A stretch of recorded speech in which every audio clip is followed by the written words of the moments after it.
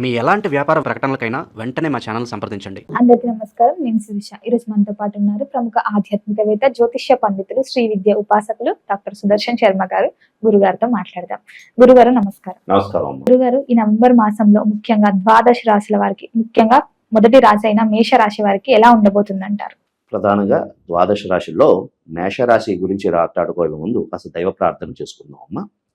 శ్రీనాథాది గురుత్రయం గణపతిం పీఠత్రయం భైరవం సిద్ధోగం వటుకత్రయం పదియుగం దూతీక్రమం మండలం వీరాంజష్టతశుష్టముఖం వీరావళి పంచకం శ్రీమన్మాలిని మంత్రాజ సహితం వందే గురోర్మండలం బీజాపూరగదేక్షుకారముకరుజ చక్రాబ్జపాశోత్పల వ్రీహ్యగ్రస్వ విశాన రత్నకలశాన్ ప్రోధ్యత్కరాంభోరుహ ధ్యేయో వల్లభయ సపత్మకరయ సృష్టోజ్వల భూషయాత్ విశ్వోత్పత్తి విపత్తి సంస్థితికరో విఘ్నేశ ఇష్టాబ్దః.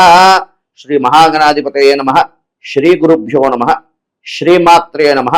అస్మత్పితు చరణారవిందాభ్యో నమో నమః. ప్రధానంగా అమ్మ, మనకి ద్వాదశ రాశుల్లో మేషరాశి గురించి అంటే ప్రధానంగా మనం గోచారరీత్యా ఫలితాలు చెప్పుకోబోయే ముందు ప్రధానంగా గోచారం అనేది 30% ఫలితాలు అనేది చూపిస్తుందమ్మా. ఏదైనా వ్యక్తిగత జాతకం అనేది 70% మనకి ఫలితాలు ఇస్తుంది. అందుకే లగ్నరీత్యా వారు పుట్టినటువంటి జాతకరీత్యా లగ్నరీత్యా మనం జాతకాలని ఎక్కువ పర్సెంట్ మనం చెప్పగలం. ఈ గోచారం అనేది 30% ఫలితాలు అనేది చూస్తుంది. అందుకని కొంతమంది చూడండి, మనం రాశి ఫలితాలు తెలియజేయ ముందు కొంతమందికి మేషరాశికి బాగుంటుంది అంటారు, కానీ వాటి వ్యక్తిగతంగా వాడికి కాస్త ఇబ్బందులు వస్తూ ఉంటాయి. అయితే అందుకని లగ్న అంటే జాతకరీత్యా అనేది 70% ఫలితం ఇస్తుంది. ఈ యొక్క గోచారం అనేది 30% ఫలితాలు ఇస్తుంది. కాబట్టి వాళ్ళ వ్యక్తిగతంగా వాళ్ళు వచ్చి చూపించుకోవాల్సి ఉంటుంది. కానీ ప్రధానంగా గోచార రీత్యా చెప్పవలసిన మేషరాశి విధానంగా చెప్పబోయే ముందు ప్రధానంగా మేషరాశి అంటే ఏ నక్షత్రాలు ఇందులో వస్తాయి అంటే, మేషరాశి అంటే అశ్విని 1, 2, 3, 4 పాదాలు, భరణి 1, 2, 3, 4 పాదాలు, కృత్తిక 1వ పాదం ప్రధానంగా మేషరాశికి వస్తుందమ్మా.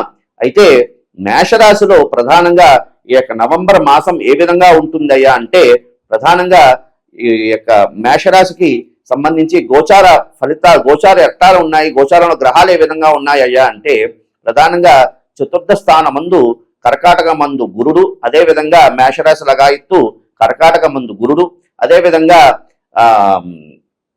సప్తమ మందు శుక్రుడు, అదేవిధంగా రవి, అదేవిధంగా పంచమ మందు కేతు, అదేవిధంగా అష్టమ స్థానమందు కుజబుధువుడు, అదేవిధంగా మనకి ప్రధానంగా ఏకాదశ స్థానమందు రాహు, అదేవిధంగా ద్వాదశ స్థానమందు శని అమ్మ. ఇవి గోచార రీత్యా మేషరాశి రీత్యా యొక్క గోచారంలో ఉన్న గ్రహాలమ్మ. ప్రధానంగా వీటన్నిటిని తీసుకుని ఆధారం చేసుకుని ఏ విధంగా ఉంటుందయ్యా అంటే, ప్రధానంగా మేషరాశి వారికి ఈ యొక్క నవంబర్ మాసం చాలా అద్భుతంగా ఉందమ్మా. ఎందుకు అంటే సప్తమ స్థానమందు శుక్ర సంచారం, అంటే తులారాశి శుక్రుడు స్వక్షేత్రంలో అంటే వాడి యొక్క రాశిలోకి వాడు ప్రవేశిస్తున్నాడు. నవంబర్ 3వ తేదీన ప్రవేశిస్తున్నాడు. కాబట్టి ఆ విధంగా తీసుకుంటే మేషరాశి వారికి సప్తమ స్థానమందు శుక్రుడు సంచారం అమ్మ. దీనివల్ల చాలా విశేషమైనటువంటి ఫలితాలు ఇవ్వడానికి అవకాశం ఉంటుందమ్మా. అదేవిధంగా చతుర్థ స్థానమందు గురుడమ్మ. ఈ గురుడు యొక్క చతుర్థ స్థానమందు ఉండడం వల్ల విశేషమైనటువంటి శుభ ఫలితాలను ఇస్తాడు అవకాశం ఉంటుంది. అయితే ప్రధానంగా మేషరాశిని తీసుకుంటే 4 గ్రహాలు ఉచ్చస్థానంలో ఉన్నాయని చెప్పుకోవచ్చమ్మా. ఏ విధంగా అంటే, ప్రధానంగా సప్తమ స్థానమందు శుక్రుడు, అదేవిధంగా చతుర్థ స్థానమందు గురుడు, అదేవిధంగా ఏకాదశ స్థానమందు రాహు, అదేవిధంగా సప్తమ స్థానమందు రవి సంచారం. ఈ యొక్క ఈ 4 రాశులు ఈ విధంగా సంచారం వల్ల చాలా అద్భుత ఫలితాలు ఇవ్వడానికి అవకాశం ఉంటుంది. అయితే ప్రధానంగా తీసుకుంటే ఈ యొక్క మేషరాశి వారికి ఏలినాటి శని ప్రభావం ద్వాదశ రాశి యందు అంటే మీనరాశి యందు శని సంచారం వల్ల ఏలినాటి శని ప్రారంభమైందమ్మా ప్రస్తుతం. కాబట్టి ఈ యొక్క ఏలినాటి శని ప్రభావం వల్ల అనుకున్నమైనటువంటి పనులన్నీ కూడా జాప్యం జరగడానికి అవకాశం అనేది ఉంటుంది. అదేవిధంగా కుజుడు అష్టమ స్థితి, వృశ్చిక రాశిలో కుజుడు యొక్క సంచారం ఉండడం వల్ల అది కూడా కుజుడు వక్రగతి అవుతున్నాడు. కాబట్టి దీని యొక్క ప్రభావం వల్ల చాలా వరకు చికాకులు, అదేవిధంగా అనారోగ్య సంబంధమైనటువంటి ఇబ్బందులు పడడానికి అవకాశం ఉంటుంది. అదేవిధంగా వాహనాలు నడిపేటప్పుడు చాలా అప్రమత్తంగా గడపడానికి అవకాశం ఉందమ్మా. ఎందుకు అంటే కుజుడు కాస్త రక్త సంబంధమైనటువంటి ఇబ్బందులు పడడానికి అవకాశం ఉంటుంది కాబట్టి వాహనాలు నడిపేటప్పుడు కాస్త అప్రమత్తంగా నడపాలి. ఇది ప్రధానంగా మేషరాశి వారికి విషయం. ముఖ్యంగా గురుగారు ఈ మేషరాశిలో ఉన్న విద్యార్థులకు ఎలా ఉండబోతుంది అంటారు ఈ మాసం అంతా?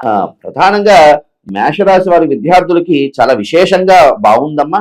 ఎందుకు అంటే చతుర్థ స్థానమందు గురుడు గురుడు యొక్క మంచి సంచారం వల్ల విద్యార్థులకి చాలా ఆశాజనకంగా ఉంది. అంటే స్వల్ప మాత్రం అంటే కష్టపడి కాస్త చదివితే అద్భుతమైనటువంటి ఫలితాలు రావడానికి అవకాశం అనేది ఉంది. అలాగే గురుగారు ఈ మేషరాశి వారికి సంతాన యోగం ఉందంటారా? అలాగే పెళ్లి కాని వాళ్ళకి పెళ్లి యోగం, వివాహ యోగం ఉందంటారా? ప్రధానంగా సంతాన నిమిత్తార్థం చూసుకుంటే మేషరాశి వారికి ఈ యొక్క మాసం ఆశాజనకంగానే ఉంటుందమ్మా.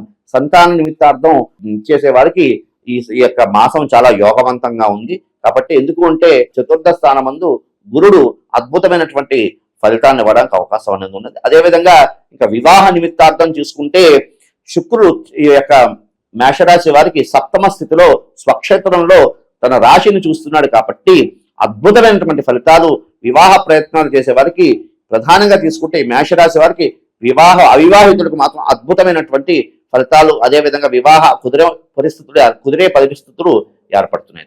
అలాగే గురుగారు ఉద్యోగం చేసే వాళ్ళకి ఎలా ఉంటుందంటారు? ఉద్యోగస్తులకి ఈ యొక్క మేషరాశి వాళ్ళు పనిచేస్తున్నటువంటి అంటే మేషరాశిలో ఉన్నటువంటి ఉద్యోగస్తులు సంబంధించిన ఉద్యోగస్తులు ప్రధానంగా తీసుకుంటే వీరికి అధికారులతో కాస్త ఇబ్బందులు పడే అవకాశం ఉన్నది. ఎందుకు అంటే శని ఏలినాటి శని ప్రభావం వల్ల కాస్త పని చేసినప్పటికీ కూడా కాస్త ఇబ్బందులు కలగడానికి అవకాశం అనేది, అంటే అధికారులతో మాట పడే యోగం అనేది ఉన్నది.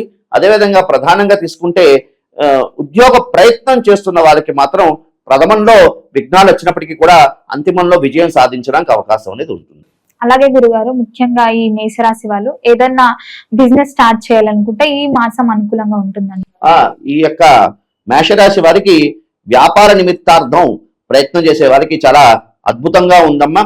ఎందుకు అంటే రవి అదేవిధంగా శుక్రుడు ఈ స్వక్షేత్రుడైనటువంటి శుక్రుడు తులారాశిలో రాశిలో సంచారం వల్ల చాలా అద్భుతమైనటువంటి ఫలితాలు ఏర్పడతాయి. అంటే గురుగారు ఈ మేషరాశి వారికి ముఖ్యంగా ఈ మాసం అంతా ఏ దైవారాధన చేయమంటారు, ఏమి దాన ధర్మాలు చేయమంటారు, ఇంకా ముఖ్యంగా ఎలాంటి పరిహారాలు చేసుకోవాలి? ప్రధానంగా ఈ మేషరాశి వారికి ఈ యొక్క కుజుడు అష్టమ స్థితి ఉండడం వల్ల, అదేవిధంగా ఏలినాటి శని ప్రభావం, ఇవి అదేవిధంగా శని కూడా వక్రించి ఉండడం వల్ల, వక్ర శని ఉండడం వల్ల ప్రధానంగా ఈశ్వర ఆరాధన ప్రధానమైనటువంటి ఇదమ్మా. ఎందుకు అంటే శనికి సంబంధించిన వాడు, శనేశ్వరుడికి సంబంధించిన వాడు ఈశ్వర ఆరాధనతో ఆయన సంతుష్టుడు అవుతాడు. ఈశ్వర ఆరాధన చేయడం వల్ల గ్రహదోషాలని పరిహారం అవుతాయి. కాబట్టి అదేవిధంగా శివాలయానికి వెళ్ళి ప్రధానంగా శివుడికి అభిషేకం, విశేషంగా అభిషేక ద్రవ్యాలతో అభిషేకం చేసుకోవడం, అదేవిధంగా రావి చెట్టు వేప చెట్టు కలిసినటువంటి చోట దీపారాధన చేయడం, అదేవిధంగా ప్రధానంగా ఈ కుజుడు అష్టమ స్థితి ఉండడం వలన ప్రధానంగా కందులు, అదేవిధంగా రక్తవస్త్రం కలిగినటువంటి కందులు, అదేవిధంగా రక్తవస్త్రాన్ని బ్రాహ్మణులకి దానం ఇవ్వడం ద్వారా ఈ యొక్క గ్రహాల నుండి వచ్చినటువంటి చెడు ఫలితాల నుండి కూడా ఉపశమనం కలుగుతుంది. అదేవిధంగా ఈ ఆరోగ్యరీత్యా కాస్త సప్తమ స్థానంలో రవి కొంచెం ఉండడం వల్ల ఆరోగ్యరీత్యా కాస్త జాగ్రత్తలు తీసుకోవాలి. దానికి సంబంధించి సూర్య ఆరాధన కూడా చేసుకోవడం ద్వారా ఉత్తమమైనటువంటి ఫలితాలు లభిస్తాయి తల్లి. మొత్తం మీద గురుగారు ఈ మాసం అంతా మేషరాశి వారికి ఎలా ఉండబోతుంది, ఎలాంటి పరిహారాలు చేయాలి, ఏ దైవాన్ని పూజించాలో తెలియజేసినందుకు ధన్యవాదాలు. శుభమస్తు.